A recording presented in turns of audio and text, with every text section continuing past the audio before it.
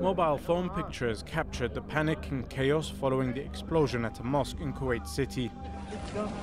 Shia worshippers who had gathered for Friday prayers were the targets.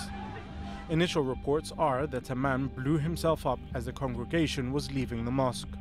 The group, which calls itself the Islamic State, is claiming responsibility.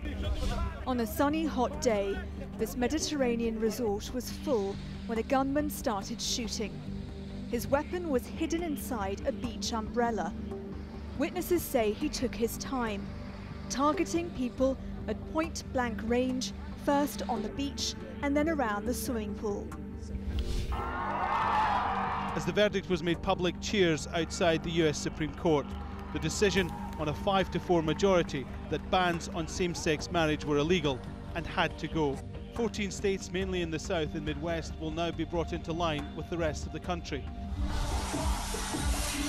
Around 1,000 people were dancing at a water park in New Taipei City when coloured theatrical powder that was being thrown from the stage accidentally ignited.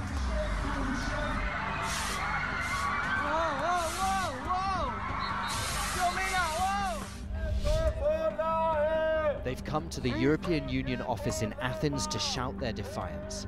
These left-wing protesters say no to a bailout, no to the IMF. But this crowd is small.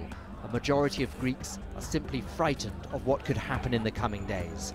And the Prime Minister is struggling to reassure his people. Israeli defense forces have intercepted and stopped a boat from trying to break Gaza's naval blockade. Activists on board the vessel have released a video on social media saying they're not safe. If you see this video, it means that the Israelis have broken international law again. It means that they took us as prisoners, acting like pirates. It means that again, they have prevented us to reach Gaza. It's a grim task, finding the dead among the pieces of this shattered Hercules C-130 military aircraft. The plane was carrying soldiers and their families in what should have been a routine trip. It had been in the air for just a few minutes before it crashed. Egypt's military hits back. The Air Force launches strikes at targets in northern Sinai as tanks patrol the border with Gaza and Israel. The area is in lockdown after a series of coordinated attacks on Egyptian security forces. Fighters in the Sinai have stepped up their campaign after the military overthrew former President Mohamed Morsi in 2013. A very public act of diplomacy. The U.S.'s representative in Havana presents a letter to the interim foreign minister. And with that, Washington restores diplomatic ties with Cuba after more than 50 years.